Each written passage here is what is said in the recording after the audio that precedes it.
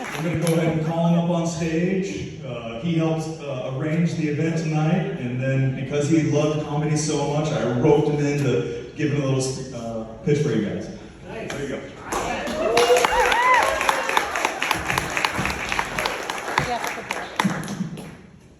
Awesome. It's nice to be back with emerging professionals. It's been about 3 or 4 months since I've seen you guys.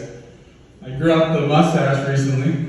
I thought I was going good, but I was told I looked like Vin Diesel and the Lorax had a baby. Not the image I was shooting for, I'm going to be honest. Could you imagine that though, if like Dr. Seuss and Vin Diesel did a mashup? 1 fish, 2 fish, 3 fish, 2 fish. Little fish family. 1 less swim. No.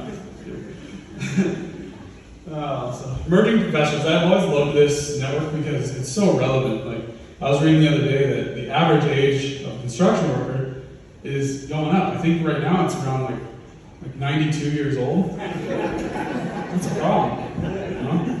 No, it's like 46 was what it said. But we know in construction it's like a 2-to-1 ratio in the body, right?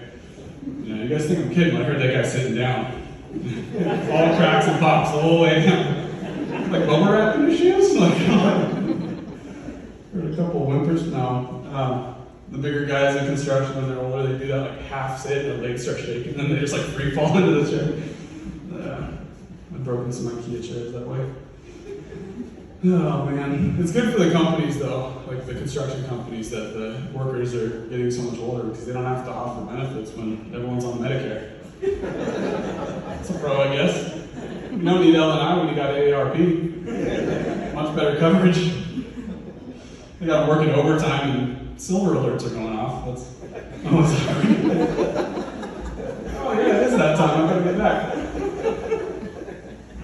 No, I was talking to a contractor the other day. He's like, 10 years from retirement. I'm like, hey, you're 75. He's like, 10 years past retirement. That's what I meant. Yeah, we've seen that a lot. Never seen this before, but I went past a roofing crew the other day, and I was looking at how they were doing it, and they had one of those safety anchors, and it was attached to a walker. I was like, is that safe? I mean, it seems redundant. I guess they keep their grip straight, but it's like a 412 pitch, which matched his scoliosis, so that was good. He's having a good time. He's working hard, having the time of his life. The time towards the end of his life, but it's fine. It's a good time. It's funny. I'm still pretty young. I'm gonna be 30 at the end of this month, and I'm already starting to tell stories to 19-year-olds, 18-year-olds coming into the trades of my time coming up, framing and roofing and doing the floors. I kind of came up in Spokane, North Idaho, and we didn't have quite as much OSHA regulation, or we probably did, we just didn't practice it, I guess. I was on a job doing a remodel, and one of the owners of the company, I was talking to the rest of the crew, making them laugh, or trying to make them laugh, I should say, and he was trying to get us back on task, and pulled the safety back on the framing gun and shot a couple nails our way.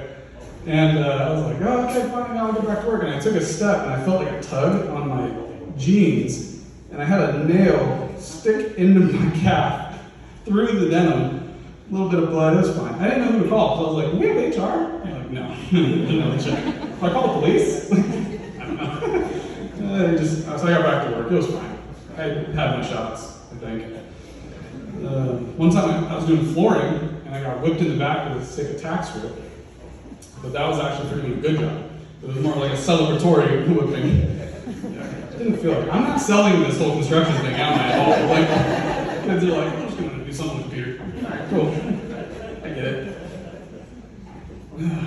But that's too much about work. We'll unplug a little bit. What else is new in my life? I had my dad married a Canadian recently, my mom married a guy from Scotland, and my sister married a guy from Ireland. So apparently we're big whiskey fans in the family.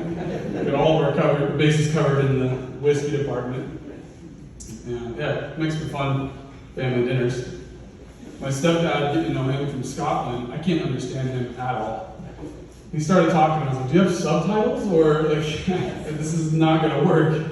It's like Shrek after the dentist. It's pretty tough to understand. Angry and fast and kind of mumble. But he's a nice guy.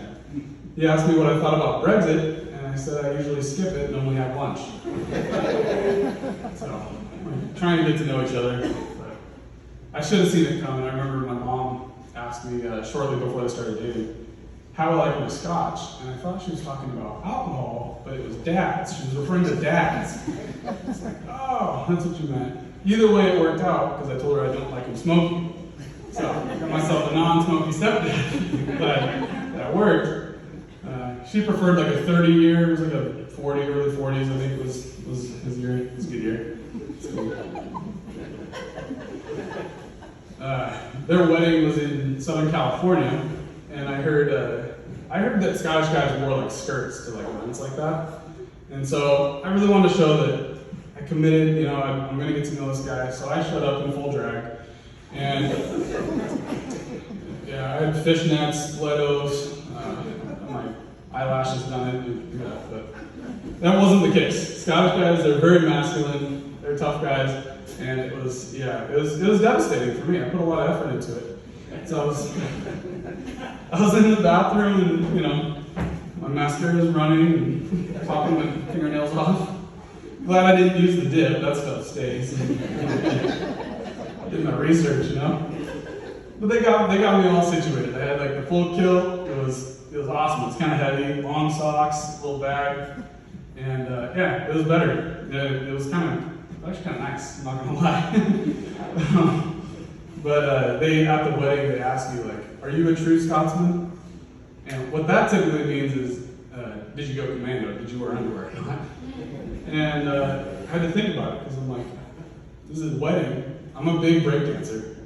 No, I'm not a good breakdancer. I'm a large human that tries to breakdance, is what I meant by that. And so I had to think about it. So anyways, we're at the wedding, and having a good time, and I went for the worm, and people were like, that's why we call it the worm. I did wear underwear. I'm just saying, I did wear underwear. I could hear one holding their breath, like, but the children. No, I did. Yeah. It was a lot of fun. I didn't mind this kilt thing. It was a new experience. Remember my brother-in-law, he's from Ireland, and his accent's a little more subtle, easier to understand. My dad just thinks he's an American with a speech impediment. And so that's better. I mean, at least we can communicate and get to know each other a little better. I told him that if they have kids, I'm going to call them my Lucky Charms. I don't think he knew that. That was funny, but... oh, man. They had me say some things at their wedding, and that wasn't sick. I'll tell you. I kind of panicked. And I was up there, and I was like, is Gaelic one word or two? And that was how I ended it. They didn't find it funny. I thought it was hilarious. I was kindly escorted. That's my time. Thank you, guys.